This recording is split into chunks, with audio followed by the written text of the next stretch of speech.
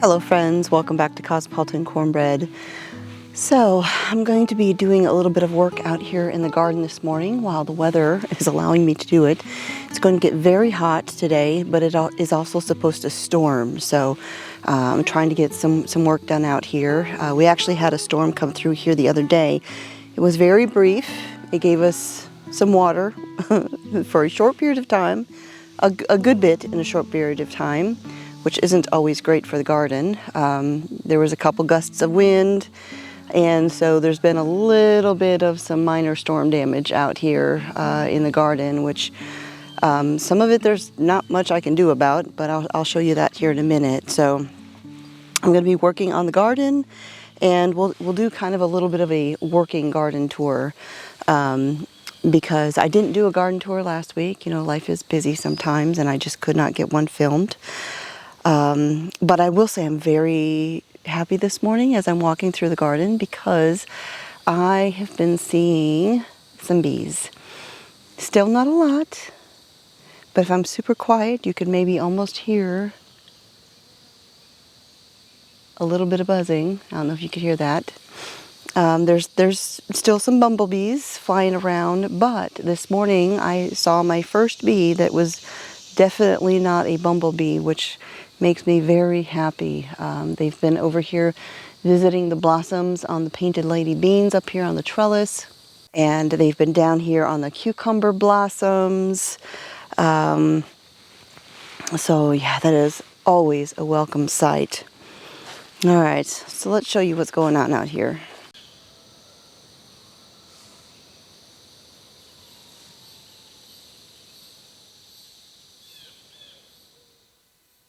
So we have got sunflowers opening up all over the place.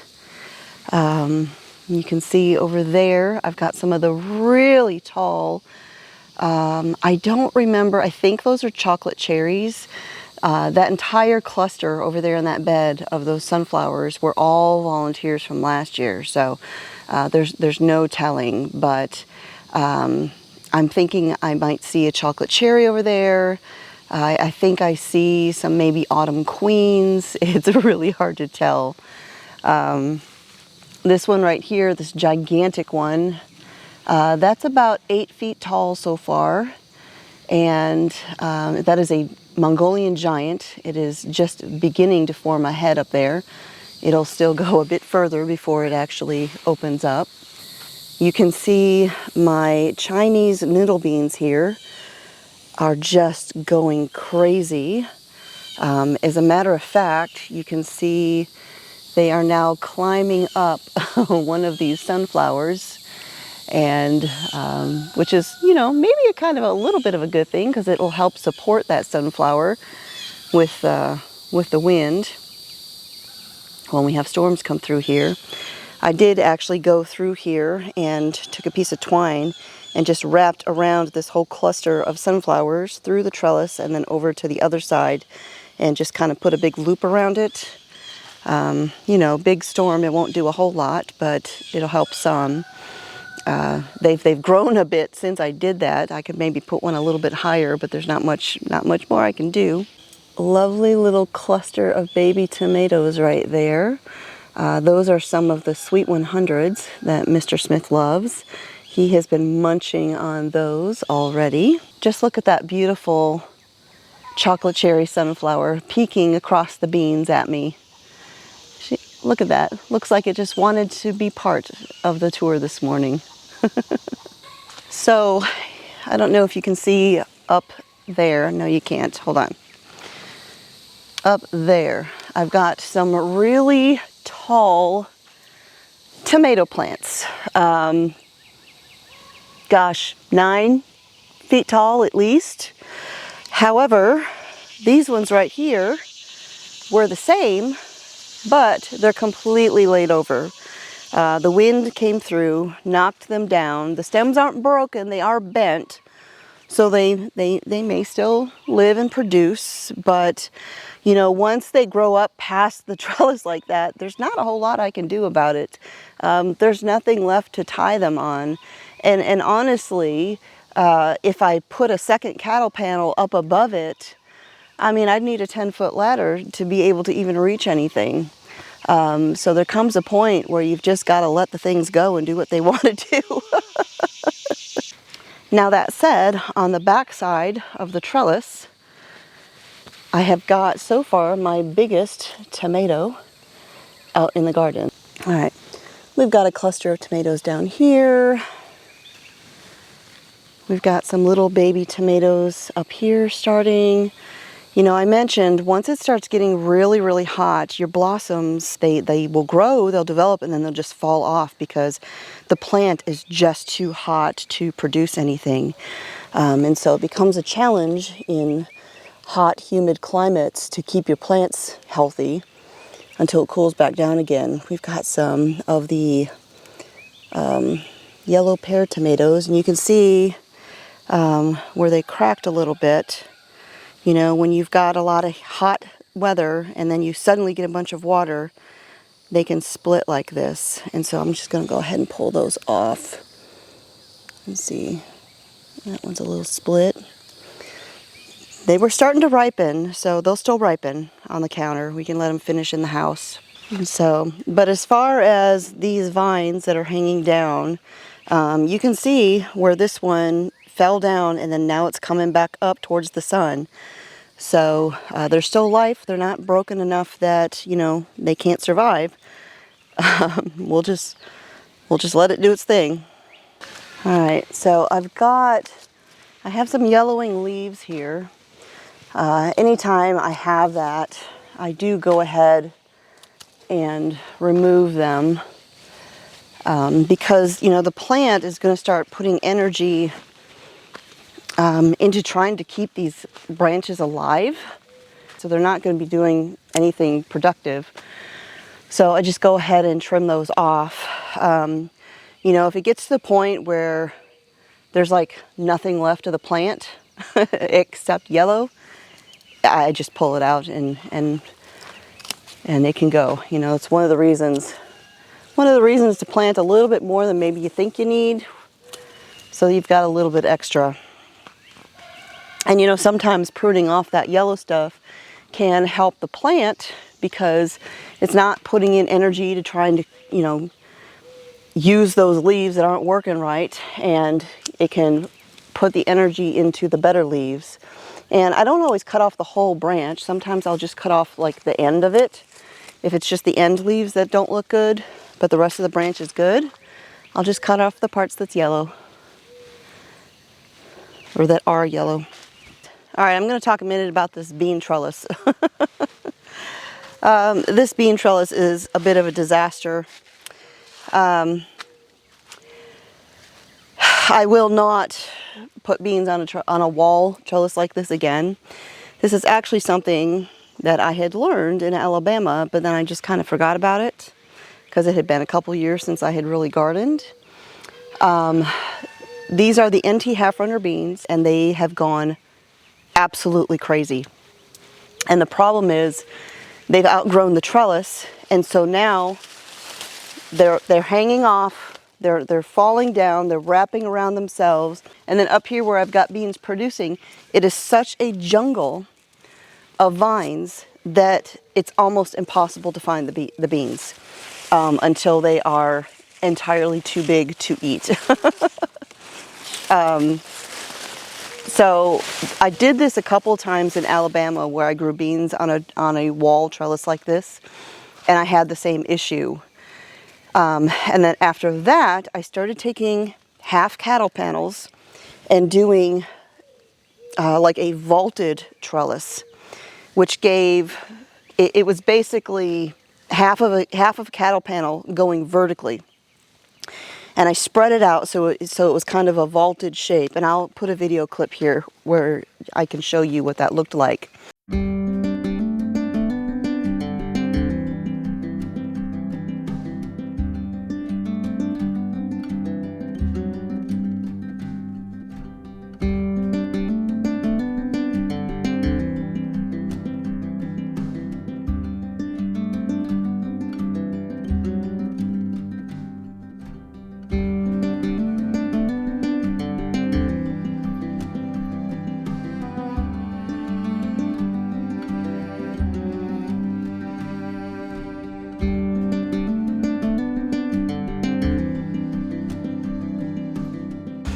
And what it did was it gave the beans a lot more height, a lot more space to grow, so that I didn't have jungles of vines where I couldn't find the beans. And so next year, that is what I will do, because when I find the beans and they look like this, that's not so great. So I don't know where I will do a vertical trellis like that, but we'll figure it out. Maybe I will, well, the two beds that are down here at the end, you know, I have the one bed that this year is a compost bed, and you may hear some noise in the background. Mr. Smith is getting started with some weed eating while he's got the chance to do it. That compost bed, I will use that next year, and I don't have a trellis connecting those two beds, and so that might be a place where I can do one of those vertical trellises or more voltage trellises. I do have up there at the uphill part of the garden where you come in some big oak logs that need to get cut up, and you know, at this point we're kind of waiting for the fall weather to arrive to do that. I had actually bought a tool for lifting up really heavy logs, and those are big logs, and I was able to lift them up off the ground by myself, and so that will allow us to get a chainsaw in there and cut them without hitting the ground. So once we do that, I will be extending the garden up that way a little bit and putting in a couple more beds, and so maybe that'll be where I do the vaulted beans. I don't know. We'll see. But this will not happen again next time. I got a sunflower laid down here. You can see from you get that wind. I have to grab my string. But these things are humongous, y'all. Those ones right there in the center. That's at least 9. I think that one there is like maybe 10 feet tall almost, if it isn't. They're humongous. But I've got this trellis here, or this little thing here in the middle. You might remember that from my Alabama garden. So I'm gonna grab my twine and I'm gonna kind of reinforce all of these and attach it to that real quick. But first, y'all, look at my beautiful watermelons. I got baby watermelons everywhere in this bed, but that one right there is the biggest so far. That'll get that I'm sure will be the first one to get eat.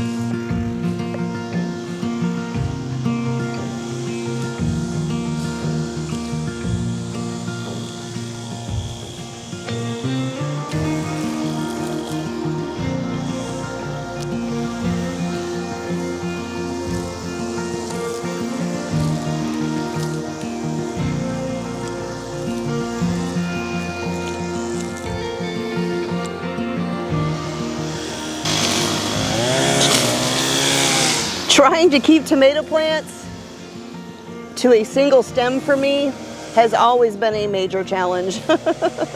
Major challenge. And so it does not surprise me one bit that I missed a couple in this tomato tunnel right here.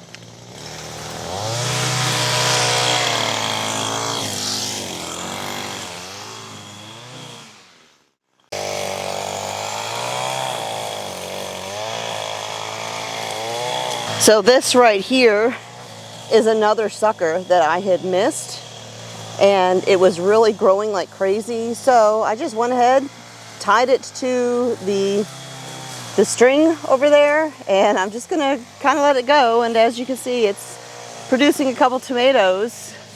It's actually doing better than this plant is doing, because this plant does not have a single tomato anywhere on it, but the sucker does. We have been harvesting tomatoes so far. Here's some of my, well, these are supposed to be Hungarian hearts, but I don't actually think they are.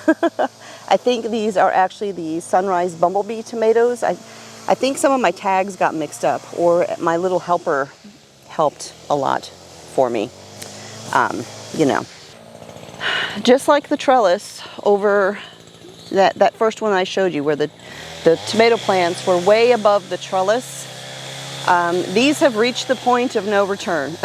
I cannot do anything about the suckers or anything like that up there. There's nothing left to tie them to. They're way above the arched trellis.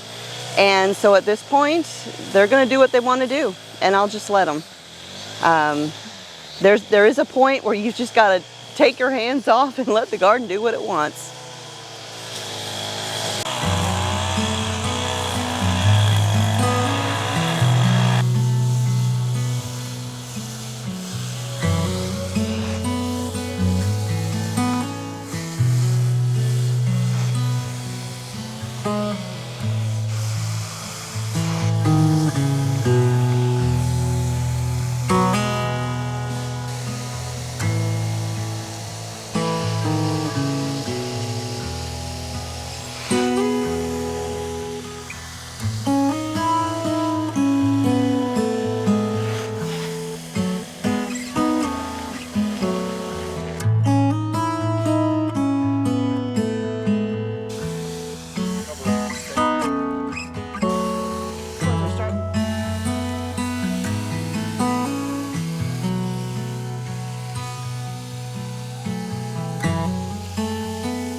All right, so I just lightly watered all of my potted or bagged plants because I'm going to be fertilizing, giving everything a little bit of plant food here.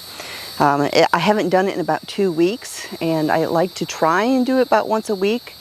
And I have a video where I talked about the different plant foods that I use, and I'll link that down below or up in a card if you want to watch that. But I want to take just a minute to talk about these grow bags that I'm using this year that you can see here. I am growing mostly tomatoes in them, but I do have a few over there that have peppers in them, and for the most part everything is doing really well in them. So when I ordered the bags, I ordered 2-gallon bags, I think it was, and for some reason I was thinking they would be a little bit bigger than what they are. And you know, I didn't know if they would work. I had planned on putting like two plants in each bag, and when I saw how small they are, I'm like, I don't think that's going to work. And so I did one plant per bag, and then I ordered a few more. I ordered some that are I think it was 3-gallon bags, and then I did order a couple 5-gallon bags. And even the 5-gallon bags aren't that big. I'm thinking 5-gallon bucket sized. They're not that big, y'all. I'll show you them here in just a minute. But as you can see by the state of my tomato tunnel here, the grow bags are doing really well. Now, when I first put everything in there, it was a little bit of a struggle. Things were getting really dried out, and that was one of my concerns, having, being in a place with very hot summers, humidity galore from time to time, I didn't know if the bags would be able to retain enough moisture, especially because I have them here on the black ground cover and all of that. I just felt like it was going to be too much heat. And so that is why I went ahead and I put the shade cloth over the top of them to kind of protect them. And that did seem to help, but it really was blocking too much light, and so these tomato plants actually seemed a little bit leggy to me, which is why I folded the shade cloth back so that it only blocks the mid-afternoon sun when it's the hottest part of the day. And so it still gets all of the morning light, all of the noon light, and then late, mid-afternoon is when it gives it some shade. And that seems to have actually helped, because some of the smaller, shorter plants are looking actually a little bit bushier at the top where the new growth is. And so I think that was helpful. But again, the pots were really struggling trying to hold moisture. And that was, one of my concerns. And so I went ahead and I ordered some packs of these clear plastic, really thin trays that you would put under like a house plant. And when I slid those underneath the pots, the grow bags, it actually really, really helped, because, if you've ever had a house plant get super dry and it's so dry that the soil was like solid and you try and water it and the water just goes straight through, that's what was happening. And so I needed to be able to hold the water so that it would give the plant time to soak it up, or for the grow bag to soak it up into the soil. And so by just putting that shallow little tray underneath there, if I have any of the grow bags get really dry, that'll catch the water and allow the bottom of that grow bag to soak and soften up and pull in all of the water. And so that has made a huge difference. Even in a couple of spots where, the ground is not level and it's not smooth. So there's some spots where some of those trays are only holding a tiny little bit of water, but that tiny little bit is enough to make a difference. But I want to show you something here on a couple of these plants that just shows you the evidence of how they were struggling. So coming right over here, and I've got a lens on today that does not have vibration reduction or stabilization, so I'm trying to move as carefully as I can, y'all. Right here on this plant, if you look at the stem of this tomato, you see all of these little hairy appendages coming out. That is actually roots. This part of the plant, about 18 inches or so from the soil, it was creating these little nodules, these baby roots, all over the stem because it needed water. It was thirsty, it was desperate. And then after I put the trays in to hold and catch that water, you see as you go up the stem, you don't really see any more of that. Now, every so often you'll see like just a little bump like that. And that was just a dry spell, but it didn't last long and it got water again. So you don't see all of that hairy stuff like you do at the bottom of the plant where it was desperately looking for water. And then over here, I wanted to show you, these are the 5-gallon grow bags. And like I said, these just don't seem like they're actually 5 gallons to me. I'm thinking of a 5-gallon bucket. These seem a lot smaller, but it is what it is. They are bigger than the other ones. I went ahead and I put 3 pepper plants in these. There you can see right there, it's 5-gallon. This is one of the smaller ones. I think this was a 2-gallon one, so I actually only have 1 plant in that one. But my pepper plants are doing pretty good. I've got jalapeno peppers all over the place. Some of them are just in baby sized, but I've also got a whole bunch that will be picking size here very, very soon. So these will be, I'd say, the first peppers that I'll be able to harvest. Now I do have some cayenne peppers that were the very first peppers to show up. We'll go check on those here in just a second. Random grapes on the grapevine.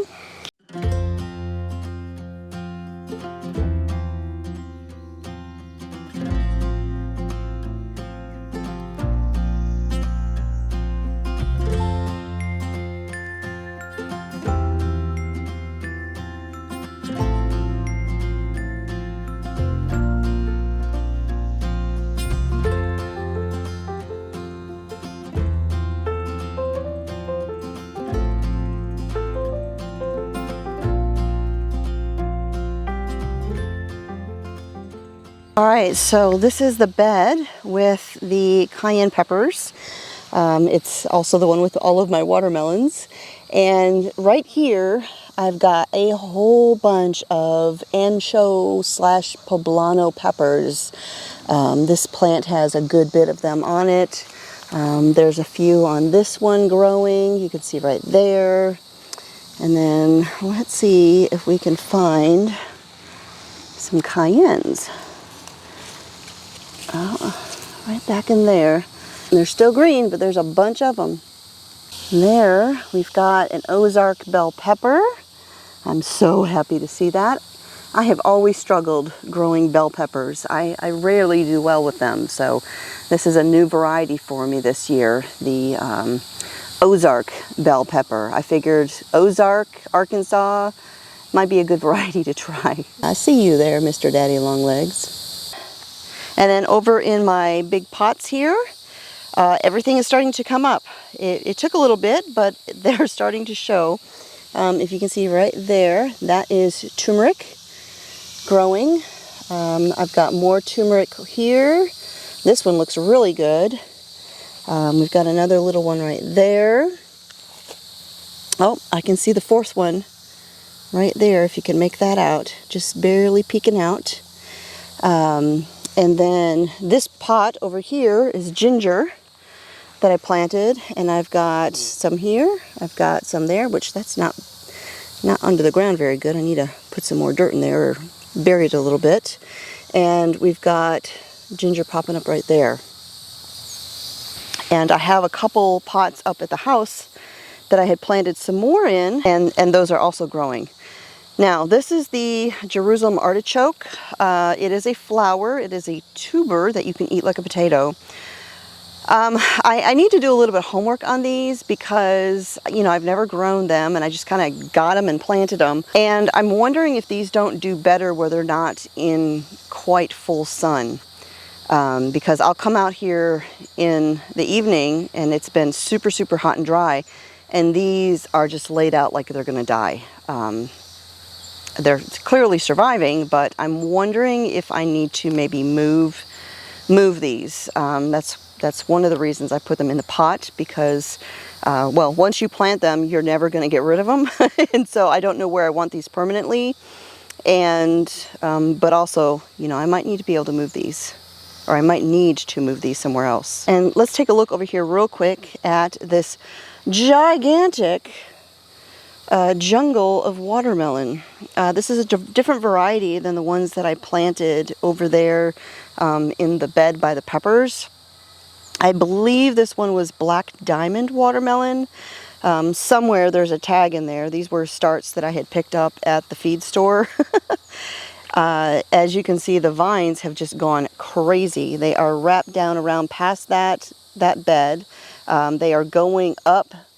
They've made their way up now to the cinder block bed for the asparagus, and until recently I hadn't seen any production, just lots and lots of vines. But I have now seen, if I can find it now, where'd it go? Oh, here's one. My very first little baby watermelon. I found some more of them. They're kind of here and there throughout, so hopefully we'll get more than just vines from this. All right, y'all. I am going to walk up to the end of the garden and try and get a signal so I can check the weather and see how much time I've got, and then I'm going to get started on feeding my plants. You know, we live here in Arkansas in the edge of the Ouachita Mountains, just south of the Ozark Mountains. And it's funny, where we are at here in Arkansas, you know, we will watch storm systems coming. We'll see all of this rain coming from Texas and Oklahoma and all that, and we'll just watch it and think, yay, the garden's gonna get some rain. And it's like it'll reach the border of Arkansas and just evaporate, and we'll get nothing. Unless the weather app says that we've got at least a 75% chance of rain, I don't expect us getting anything. Even times where it said dangerous storms coming, like severe thunderstorms, flood watch, and all this stuff, we may not even get rain. So it might seem strange that I'm going to go ahead and water and feed and all of this, but chances are we may not get anything. It is what it is. And I can't control the weather.